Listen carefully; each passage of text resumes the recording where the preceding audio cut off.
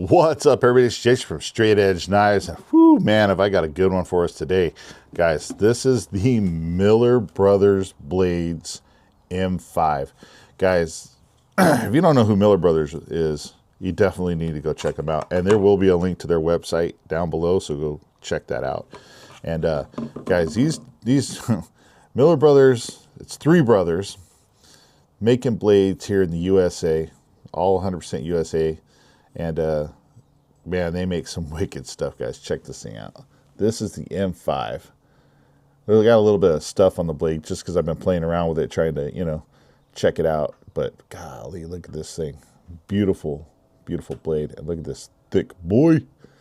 So I can't believe how thick this is to the edge that they were able to put on this thing. I mean, it is ridiculously sharp, guys. This thing feels nice in the hand. I'm typically not a big ring fan, okay? Like a lot of times when I get a ring knife in and I hold it, I feel like it puts my pinky finger out of place, or it puts my, in the reverse grip, I feel like my regular finger is out of place, right?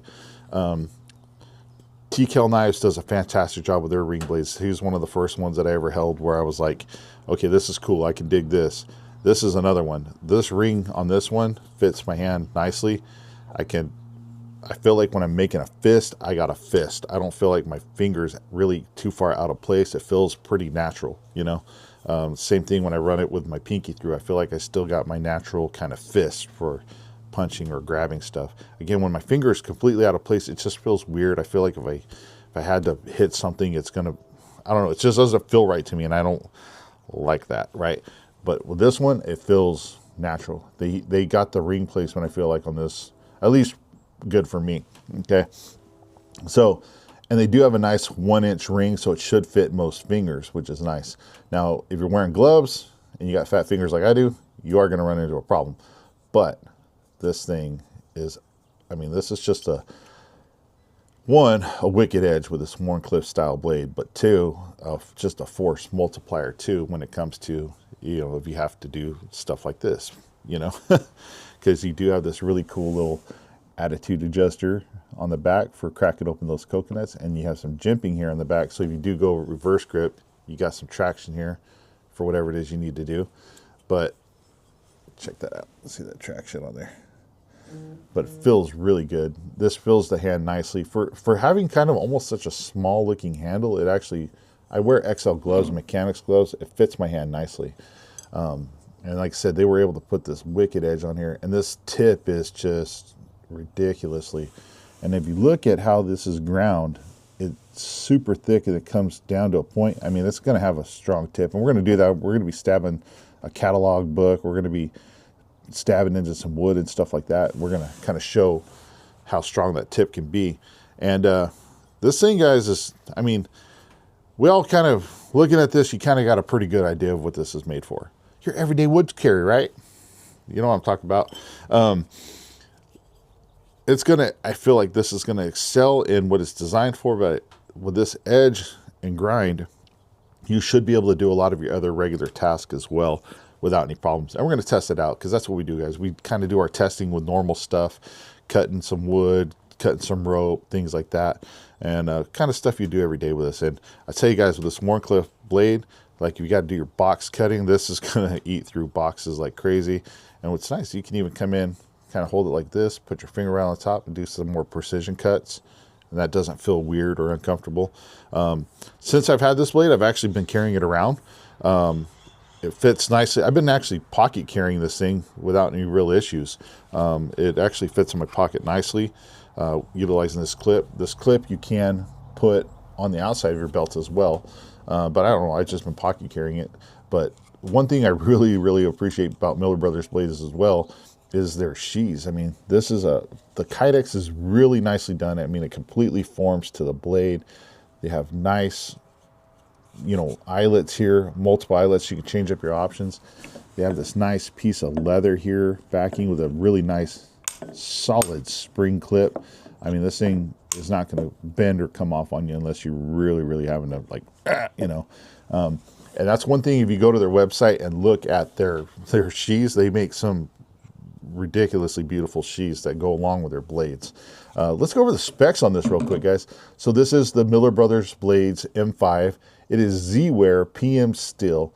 You have this is the specs off the website. This is 32, I want to say millimeters thick. It didn't say, it just says 32 thickness. So I'm assuming it's millimeters, and obviously not inches, but 32.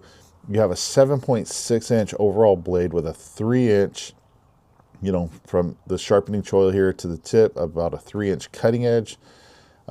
You've got a 1 inch diameter ring, G10 handles, very nicely done. And the knife and sheath together, according to the website, weighs 10 ounces. I really do need to buy a scale. I'd say maybe that feels like it'll be a little bit more than 10 ounces, but it's not overly heavy. I mean, it's got some weight to it, but I don't think it's something that you would have any issue carrying around all day. And with this sheath, like I said, you kind of come in here, and you just, as I grab it, my pinky goes right in there. I'm coming right out, doing whatever it is I need to do. Slides right back in. Nice little click. There is no rattle at all in this sheath. It's just, it fits fantastic. And then it deploys easily too. You have this nice kind of thumb ramp right here, so you can grab it, come out. Even if I didn't get my pinky in there, I can grab it like this, still pull out. Still got my finger around here, and that's okay. You know, that'll get me through until I can get my pinky in or do whatever I have to do. In the reverse grip, same thing. You can kind of wrap your fingers like this. You don't have to have it in the ring, and you can do whatever it is you need to do. Oh, you know, and it's going to work just fine. So you can pull this out of the sheath in and out without utilizing the ring. I can literally just grab this whole thing, pull it out. I'm ready to go. Okay, so awesome. The one thing I would say is, if you do grab this up here, do not leave your finger here, because if you pull out, you will possibly slice your finger. But you don't really need to grab up here to pull this out. This deploys just nicely and easily without having to really, you know. So Miller Brothers does a fantastic job with their sheaths. They're very impressive, and the thickness and the build quality on this is just cool. And this, I don't know how they do this etching or whatever, but there's like this cool kind of camouflage looking pattern in the blade. You can see there. Very nicely done, very cool. And it goes all through the blade, down the handle, into the guard. So whatever this etching process is that they do, or is pretty dang slick, and it looks cool. It gives a blade a really nice, cool look to it. And these are all 100% made in the USA. And like I said, it's a very small company, guys. It's like 3 brothers, and I think their kids help out a little bit too. So they do everything in small batches. So everything's not always available on their website. You might have to custom order some of the stuff that you want. But, or, you know, if you're going to any of the blade shows, definitely go there and pick up some of the stuff. Because, man, this stuff is cool. This is what I call usable collectibles, guys, because the stuff looks so dang cool. It could be a generational piece, you know, where you hand it down to your kids, but you could always still grab it off the wall and go chop down a tree with some of the stuff that they're making, right? This thing right here is no exception. I mean, this could be a fantastic self-preservation EDC type tool that'll last probably forever. This thing is pretty well built, and man, this edge, I tell you, man, this edge is so wicked sharp. So without further ado, let's get over to the testing area and then put it through its paces and check it out, right? All right, guys, we'll see you over at the testing area. All right, everybody, here we are at the testing area, the good old stump, as we like to call it. Got the M5 still right here, ready to rock and roll. Get you a nice look at this in the sun. Look at that. Beautiful in the sun. Very nicely done. And it does feel good to be in the sun right now. It's actually pretty chilly over there in the shade. So let's set that off to the side. So here we go. We got the M5, guys. Let's get right into this testing. Let's go right into, we got our good old jean material. Are we going to have an issue piercing through this? I absolutely believe we will not. Let's fold this over. We got kind of doubled up layers. Let's flip this around. Right there, stuck in the stump. You know, it pierced all the way through. They're poking out through the back pocket right here. Kind of poked out, but let's press it through. Oh, there it is. Easily come in, tear up, you know, jean material. You've got to cut some stuff off of people. Look at that. Look at that. Nice cuts. Bunch of nice cuts there. I mean, it's going to come through easily. Let's see if I get this on the... Look at that. Slice right into whatever jean clothing material that you have to get through, right? And that might be something you have to do. You know, you might have to cut somebody's pants off to render some first aid, to apply a tourniquet, something like that. Who knows? There's always all kinds of situations, right? Let's get to this fire hose here, guys. So we all know the fire hose on my channel. This stuff is tough. It's abrasion resistant, cut resistant. It's got 3 layers, 2 layers of canvas and a layer of rubber. This stuff is definitely tough to cut. It's not always the easiest thing. So I'm going to kind of pinch grip this up here. We're going to just do a little cut through like this. Again, I told you this thing has a nice edge to it, and it's cutting through this nicely. So what's crazy is I've had some knives with way thinner blades, right? That should be super slicey. Not cut through this fire hose as nicely as this just did. The edge on this, the way it tapers down, is just so wicked sharp. And then, like I said, it also helps put that super acute point on there. So we're going to come through here. I'm going to stab right into this, punch us through until it hits the stump. Look at that. Cutting through nicely. So there you go. You had to cut through some fire hose. Man, woo, still taking some hair off my arm. Cut through some fire hose. You can do that absolutely. Penetrative test, right? So we have this Ag Source magazine here. It's about, I don't know, a couple inches thick, as you can see there. Let's come in here, ring it in, stab it. Didn't go all the way through. Pierced about halfway, maybe a little bit more. Let's see. It kind of bounced out. I could still see where it poked a hole through all the way. So it poked a little hole pretty much about 3/4 of the way through, but then it kind of bounced back out. But you can see the tip is right there. So it did actually penetrate deeper into this, but then kind of came back out. I might have pulled it out a little bit. But what I want to point out to you guys is if you had to stab that zombie chicken, look at that big old triangular shaped hole you're going to make in whatever it is. So this is going to pierce in. This thickness back here is going to just open up whatever material it is you're piercing. And it's going to leave a pretty big hole. Okay, so keep that in mind. Did this penetrate all the way through like some other thinner blades did? No, but this is definitely leaving a channel bigger than what some others would do because of that nice thickness here. And I think this is also going to really help lend itself to splitting wood a little bit with some light batoning as well. So there you go. If you had to penetrate into something, you absolutely. Nice. There you go, about halfway through again. Although you can see it did pierce through farther, but it kind of bounces back out. But man, it leaves that nice triangular shape. Let's do the little whip chop test. Now this blade is kind of small on the smaller side, so it's not necessarily designed to be, you know, a chopper. But we're gonna do the little whip chop test here. Kind of choke back. I got my middle finger in the ring here. Let's see if we can get a nice little, make it snow. Oh, I missed. Oh, missed again. There we go. Yeah, not bad. Chop that right off. Check this edge.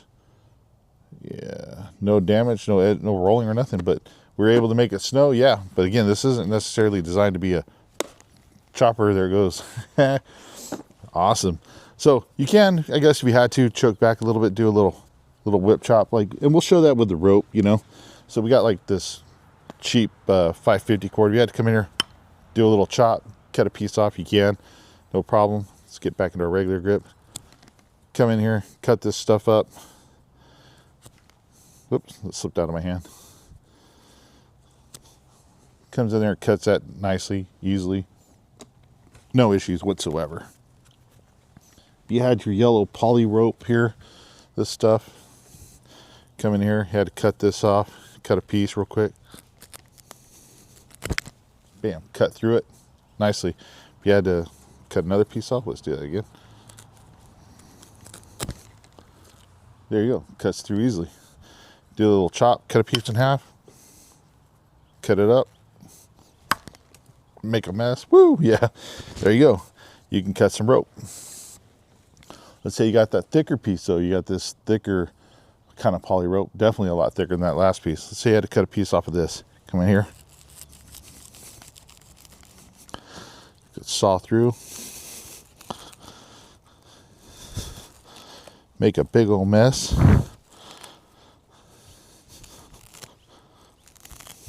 There we go. Come in, cut some of that off, make a mess. Absolutely. Let's try to see if we can't get a nice little whip chop cut on here. Again, this isn't necessarily made for this type of stuff like chopping, but we're going to try it anyway. Yeah, that's pretty good. There we go. So, kind of come in here, get that whip on. You can absolutely do it. Still feels really sharp. Nice. So, a couple of different pieces of rope. Absolutely. Let's say you got your big old sisu rope, right? So this big old thick beefy boy, look at that. Had to come in here, cut a piece off, make a mess.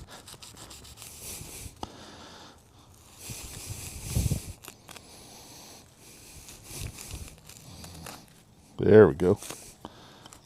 There you go. Cut it all off, make a mess. Save this stuff, guys, because you can build a fire with it, right? Right there. You could cut this rope. Yeah, you absolutely can. Is this going to chop this rope? Don't know, because of the 3-inch blade and the angle of it. I might not be able to get a good chop on here, but we're gonna try it anyway. Now, this is some of the stuff I do, guys. This knife isn't designed for, so you got to keep that in mind. And kind of with all my testing, I do kind of push knives outside of their boundaries sometimes, just to see what they can do and what they can't do. This isn't necessarily designed to be a chopper, so keep that in mind whenever we do these chopping tests. If it doesn't go all the way through, it's not an indication that it's a bad knife. So, oh, look at that. Cut nicely halfway through there and made a bunch of stuff fly off.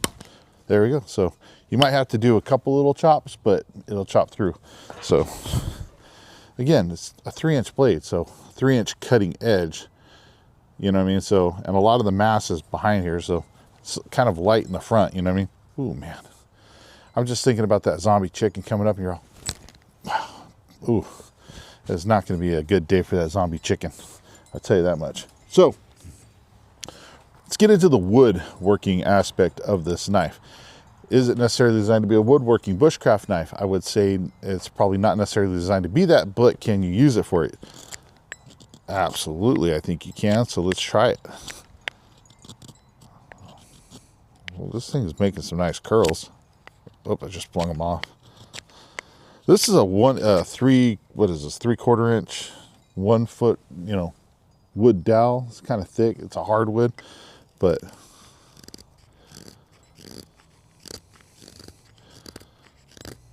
I'll tell you what, guys, doing this, just kind of like sitting here, kind of making these little curls. This is really comfortable, because the way this thickness, my thumb has a nice flat area to rest against, and I can easily just kind of roll this through. And with that really kind of thin down edge, it's just easily coming in here and shaving off pieces of wood. I like that. That's pretty nice. So if I wanted to come in here and hog some material off to get this to be a nice pointy stick, I could easily come in here and keep just hogging off material. But let's say you're in a hurry, right? You got to make that tent stake. Let's, well, I kind of made a notch right there. So let's do it on this side. So let's say you're in a hurry. You got to hurry up and make a tent stake. You got to get this sharpened down. So let's see, like I said, kind of put your ring finger or even your middle finger in here. Kind of give you a little bit of leverage. Those real quick little light whip chops.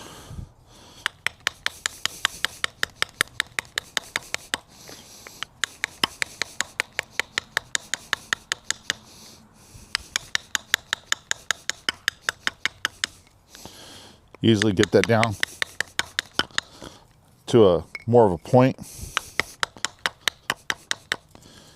Kind of chew that up a little bit. Then once you get it a little bit down to a farther spot, you can come in here, clean it up, cut off all these little spots, you know, get it down to a finer point.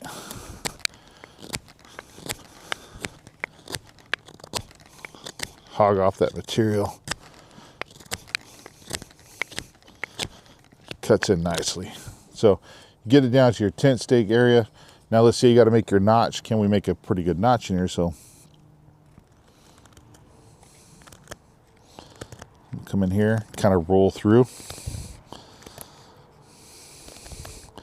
Now again, this is kind of how I make my notches. I kind of like will carve in till I get deep enough, and then I come in and I kind of press down and cut the curls off and then kind of clean it out. Is that necessarily the right way to make a fire, not a fire, but a notch? I'm not sure. And I plan on fixing that because I am actually taking a survival class here pretty soon where hopefully I learn some better skills, you know. So stay tuned for that. I'll have videos of that coming soon. Yeah, so then I come in, kind of get it down like that, and then I'll come in here.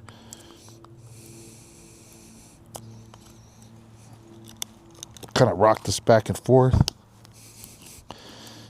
Carve that out a little bit. Get it nice and clean. Pop these pieces out. And I kind of make my notches like that. So now I got a tent stake, hook my paracord or whatever, ready to go. Yeah. So can I do it? Yeah. Is it maybe the best? Is it the best knife for doing tasks like that? I would say it's not necessarily designed to be a primary, like a bushcraft knife. So is it going to excel at these tasks? No. Will this excel at other tasks like self-preservation? Yes. So keep that in mind, okay? Where else are we good? So let's see here. Let's get this guy right here. We're gonna put this is a little 2x4. We're gonna put that right up there. This gives me a little bit more room to, gives me some space to hit. So yeah, I mean that basically that wedgeness of the blade, if that's a word, wedgeness, actually really lent itself to batoning through this pretty good. It kind of just split that wood for me as I was going down. Kind of splitting this at an angle, a little bit different. Yeah, so once I got down, so batoning through wood like this doesn't seem to be any type of issue. Let me find a different piece here. So here's like a thicker, this has got a lot of nails in it. That's probably not going to be the best thing to do. So here is a piece of seasoned almond wood, guys, with a nice nasty knot in there. So let's come in here, put this over the top. Stick's moving on me.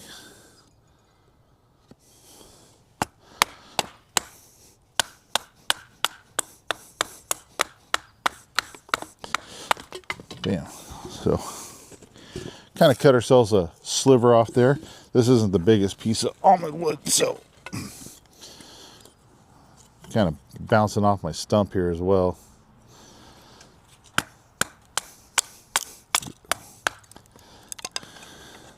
Right here, we're setting right on that knot. You see that knot right there? So let's, you know, I'm gonna do this. I'm gonna put this right here so we could see on the camera. Really testing that edge right here, hammering through this knot.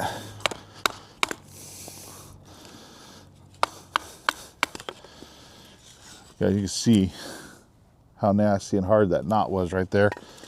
Let's see what we did here.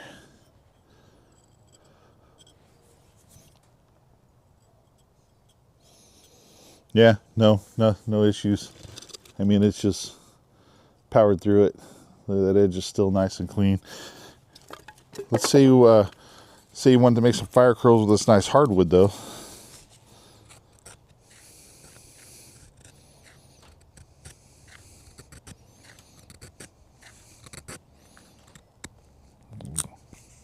Oh, my stick broke.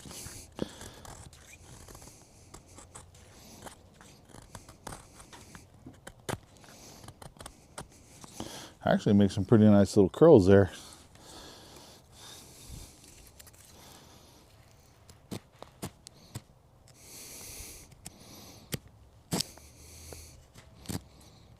Yeah, look at that. So that edge does lend itself to making some pretty good curls because it's, you know, like I said, so. And for batoning through some bigger pieces of wood, it actually, like this wedge shape, kind of splits stuff open nicely. So works pretty good in regards to that. Here's a thicker, it's a piece of a 4x4. You guys can see it's kind of odd shape, but it's definitely really thick right through here. So let's come in here, we'll baton over the top of this, go right through that thick spot and see what we get.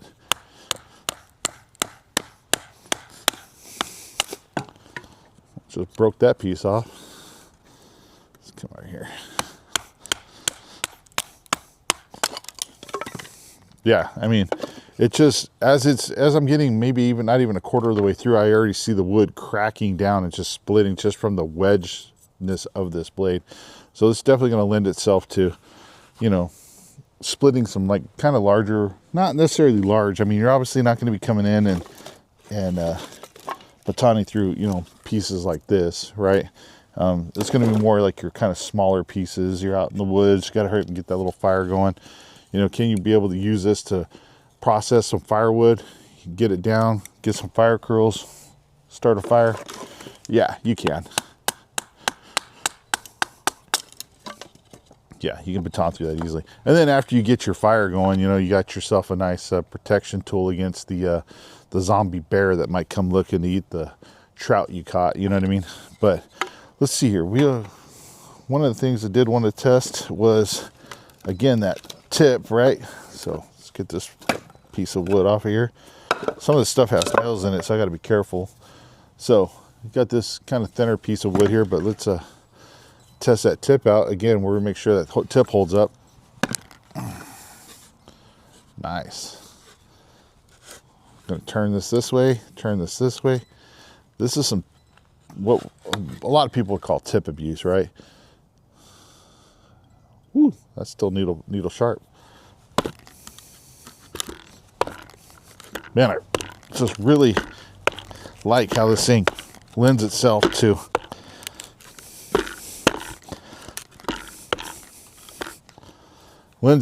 these deep triangular punctures. If you guys can see those, it's just, it's gonna, damn, that thing's still super needle point sharp. You guys can see the tip there. It's not bent, it's not damaged, it's still needle point sharp, guys. So let's say you were going to use this you needed this to make a bow drill fire divot, right? So I'm going to push this in here. Let's bend this around.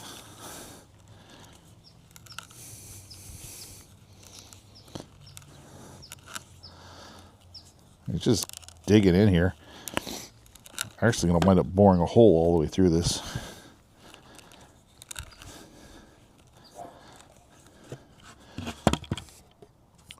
Almost did. So I was able to kind of bore out a little hole there. Nothing crazy. But I really wanted to just kind of test that tip and edge, like I said. Yeah, still needle point. Guys, I mean, some basic wood tasks. Basic cutting tasks, you know, and things like that. It's going to do a great job.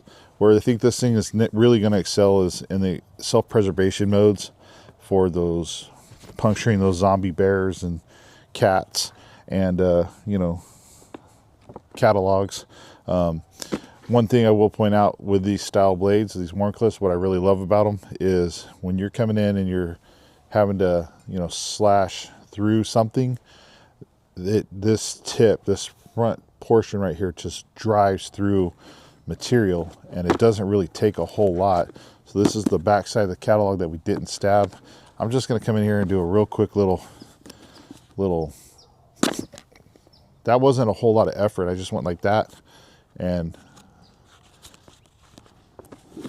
we're able to slice through that much of the catalog, and the tip actually kind of got a few more pages down here.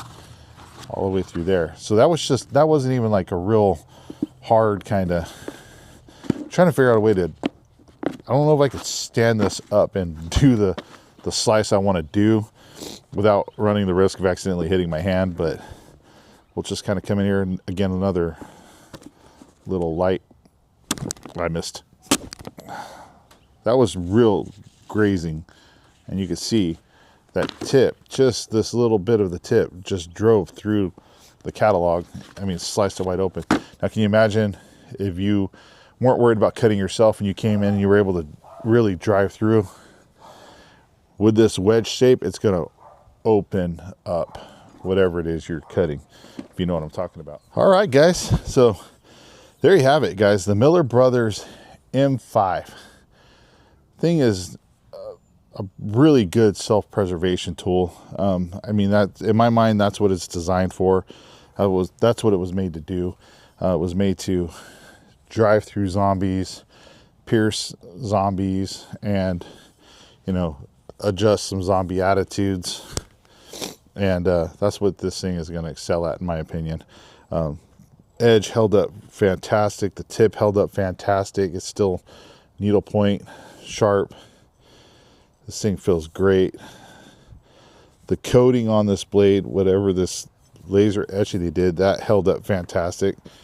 I mean, it's just all around, it's just a really, really solid blade that will last you a lifetime. This is something I would, you know, definitely see somebody carrying in their plate carrier, you know, be able to come out and, you know, do what they got to do, pierce some oil cans, things like that, you know, in the you know, when they're out in the field and whatever it is they have to do. I mean, it's not an overly large blade, a thick blade, but, you know, that's what you want to, you know, make sure it doesn't break on you. And then you kind of come in and do all your cool woo stuff, right?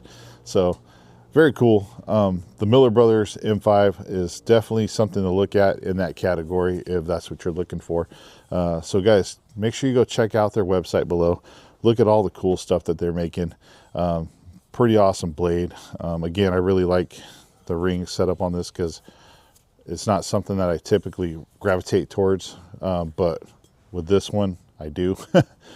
It's very, very cool. All right, guys. Thank you for watching. I appreciate it. Make sure you're hitting that like button. Helps the algorithm. If you do nothing else, hit that like button. I greatly appreciate it. And make sure you subscribe to the channel too. It's just for fun. Why not? So thanks, guys, for watching. I greatly appreciate it. Stay safe, stay sharp, and go check out the Miller Brothers.